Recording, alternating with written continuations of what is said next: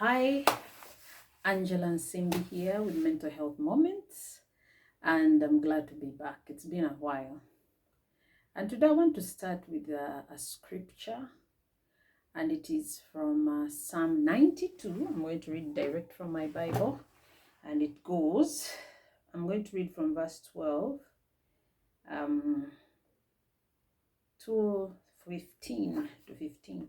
The righteous will flourish like a palm tree.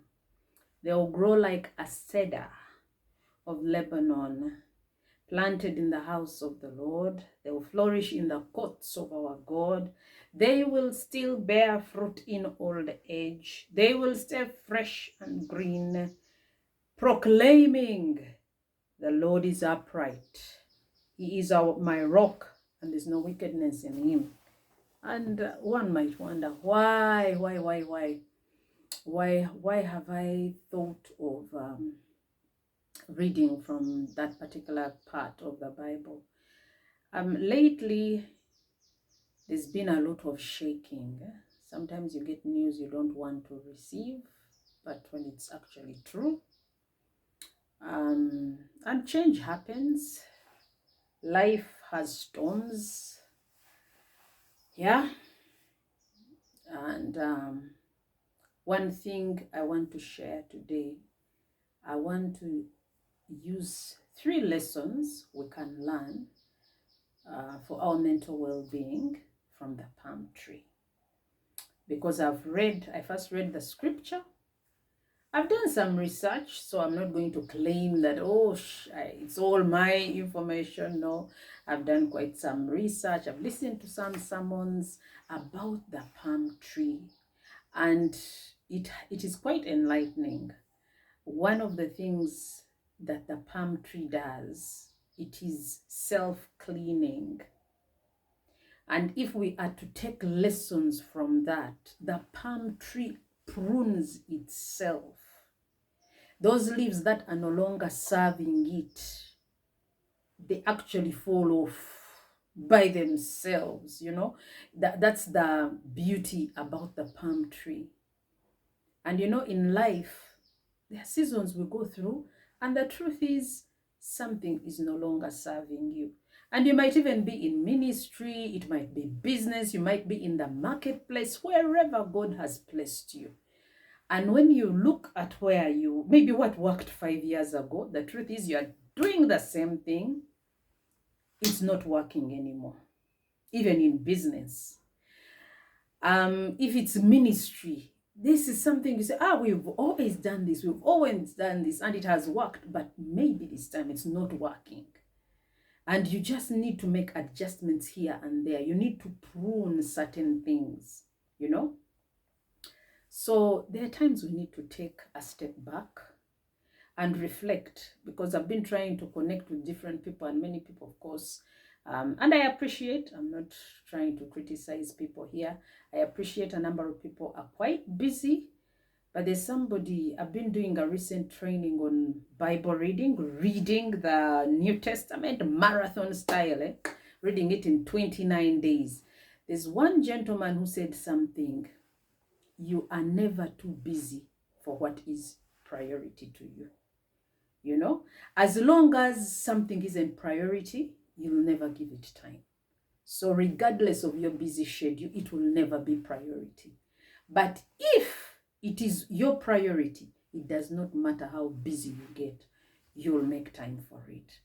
So this is what it also means when I talk about stepping back, step back. Review life. Review associations. And I'm not talking to you alone, I'm also talking to myself.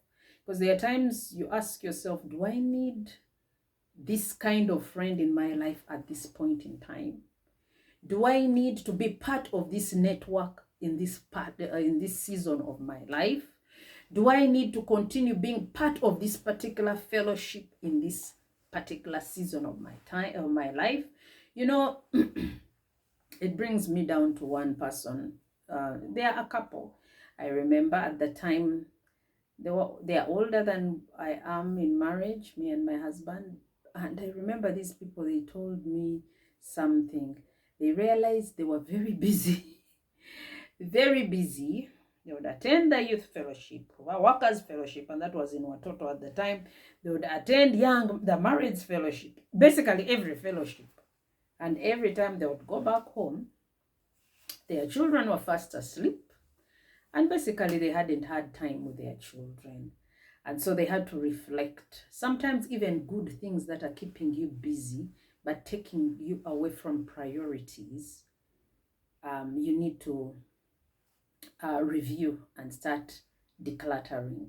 And one thing I have also learned, when you start to prune your association, start to prune your activities, your engagements, it actually helps you also have time for self-care.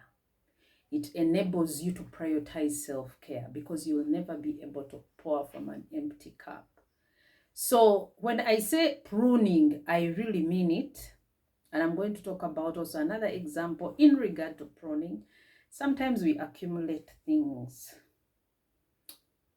And of course, some of them we are attached to them because of the sentimental value attached to that item. But the truth is someone else might need it. It has accumulated dust over the years on your shelves. And the truth is you're no longer using it. So sometimes we need to reflect even the clothes we have piled over the years.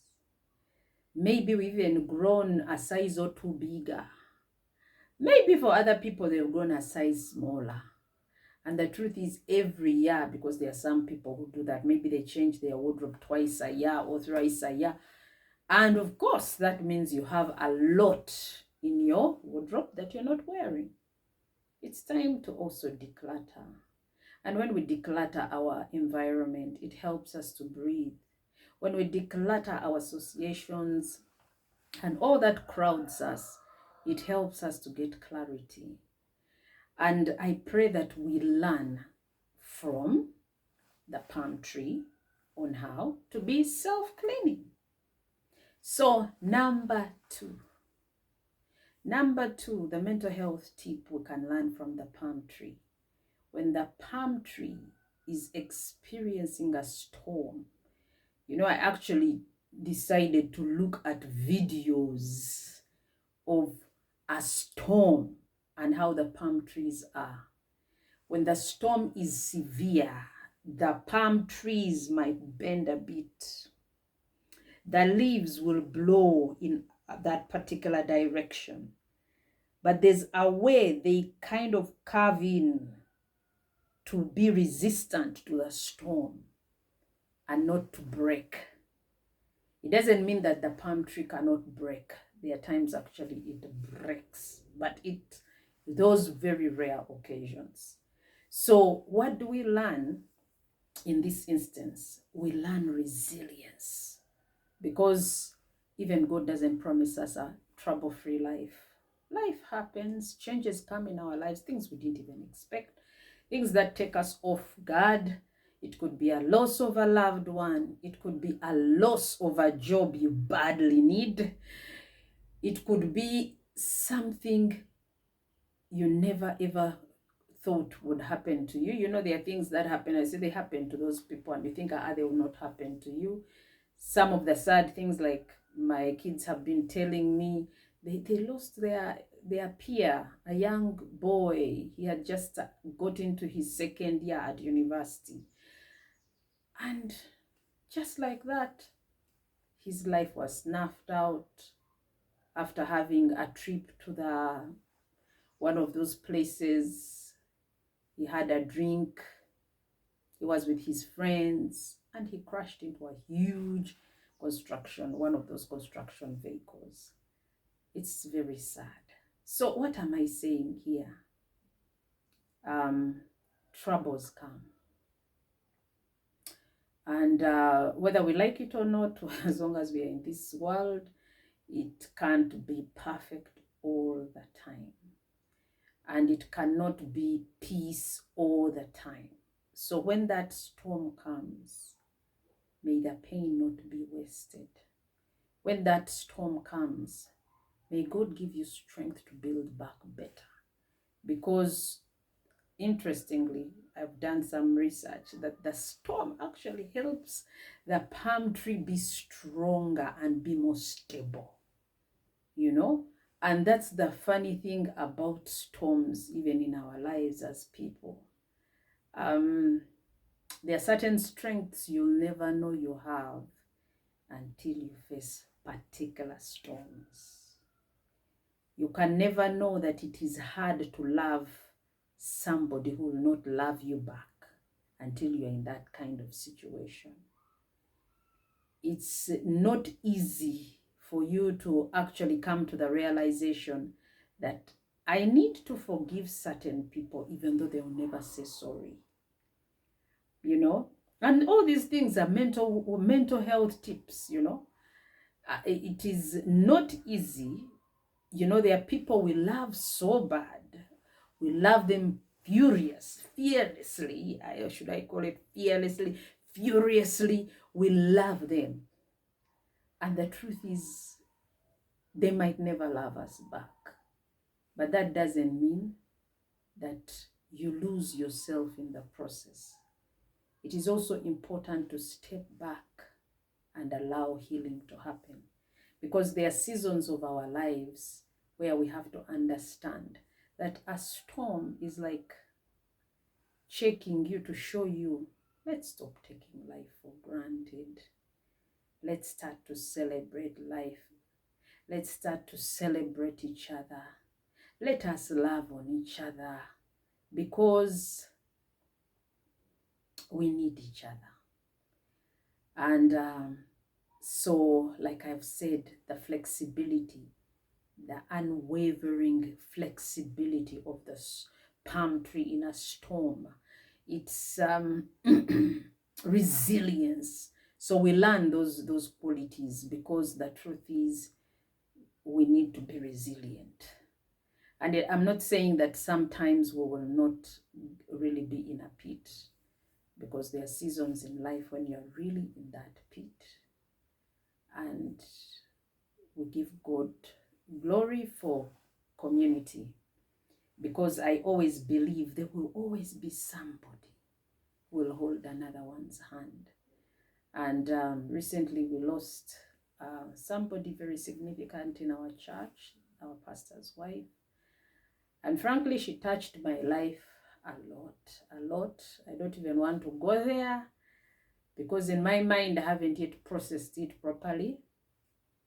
And wow, after she went, you ask many questions, but then you also wonder about life, but yet again, you know, you have to go on.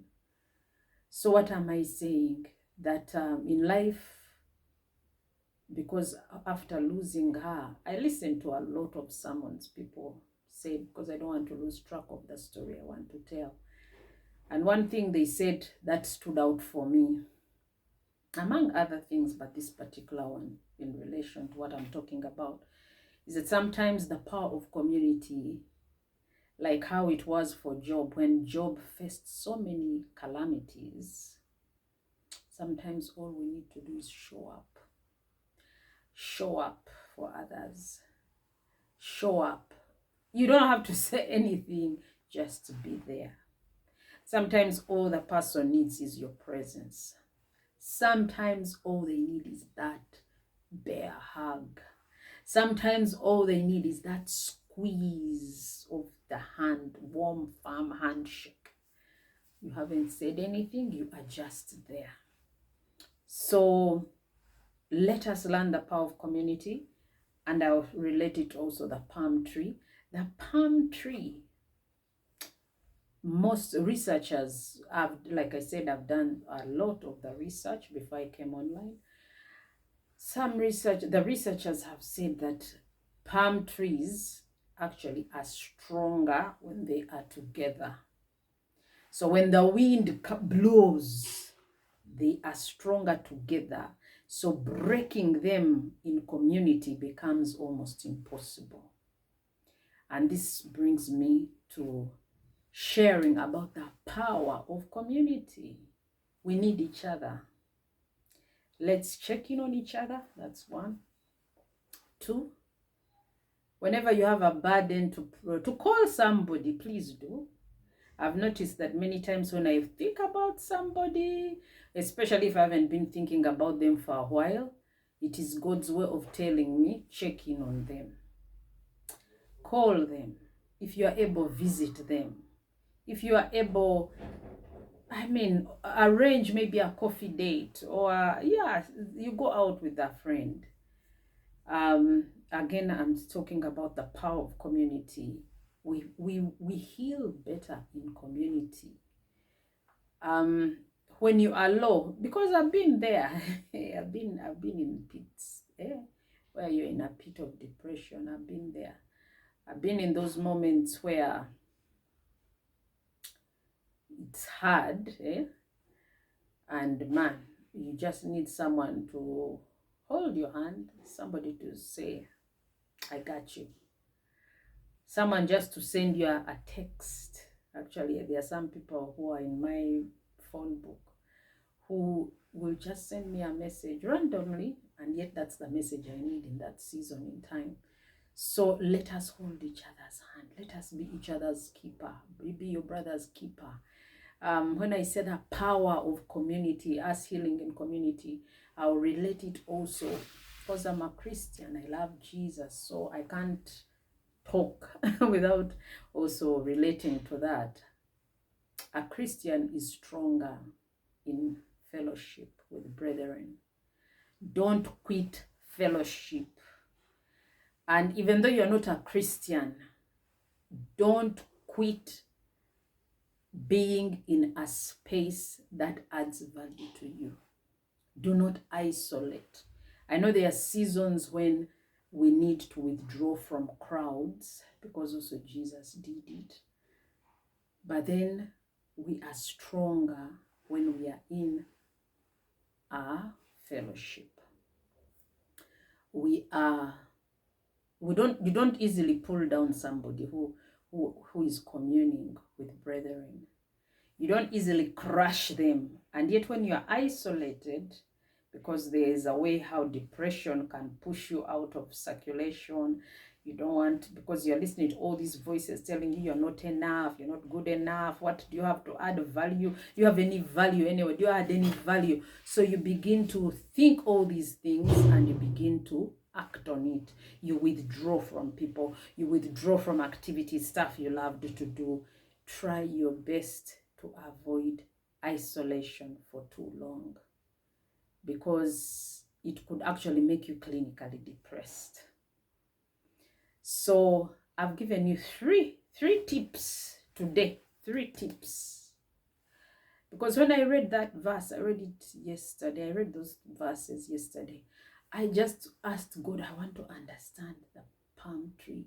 And I want to be able to explain it even when I'm talking on video. I want to explain it. What is the palm tree? How can I learn from it? Because life brings us packages. Beautiful. There are sad moments. There are moments when there are tears. There are moments of joy. There are moments of excitement. But yeah, sometimes life brings us things we didn't plan. Not that we plan everything, because we are limited as human beings. There are some things we can't plan. Even when we have planned, there are some things which will still happen. So I've said 3 things. I said we need to know the power of self-cleaning, that is pruning. Then the power of being flexible, having unwavering flexibility, being resilient. The power of community. I'll leave that with you. We heal better in the power of community. And just as I wound up with this podcast, the benefits of the palm tree, what we are learning, the mental health tips therein, I want to remind you, we are planning the 4th Ketura Mental Health Awards. And the theme this year is the father effect and mental health.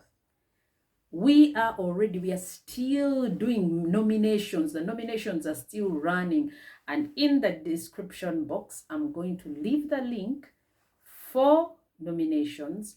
And please click it and nominate that individual, that organization making impact in the mental health space. There are 10 categories, and out of them, I'll mention some. Out of them, there's Youth Impact Mental Health Award, Grassroots Impact Mental Health Award, there is Caregivers Mental Health Award, Leadership Through Lived Experience, then there is Workplace Impact, there's Media Impact Mental Health Award. So we have all these outstanding mental health award of the year. We have all these and more, and it is planned. This is a partnership project by Heart to Heart Chat Mental Health Program, which I have co-founded, and our partners, Ministry of Health, Mental Health Division, Crown Beverages Limited, Esther's Ventures, Divine Touch, COPE, Uganda Community, among many others, our partners, Vision Group, and it's all going to be celebrated. After this, the nominations, we plan to celebrate our winners October 10th. Our winners will be celebrated at Hotel Africana. Yes, we shall have a dinner, we shall have discussions, we shall have our chief guest from the legal fraternity. At the moment, I'll leave it there. I want it to be a surprise. I'll leave it there. But yeah, and of course, our judges, we have our judges who bring a wealth of experience to this whole process. We have Dr. Roscoe Kasuja from Makere University. We have Miro Michael, he's a disability specialist. We have Daniel Dratibidraleba from Arua, Voice of Restoration International. We have Elizabeth Okello, President of Uganda Counseling Association. We have Dr. Annette Chirabira, ED, Executive Director of Rehab Uganda. And we also have Don Zen Mwanguzi. He is the founder of Awesome Mind Speaks. So there we go. I just needed to conclude with that announcement. Till next time, don't forget the palm tree, the lessons.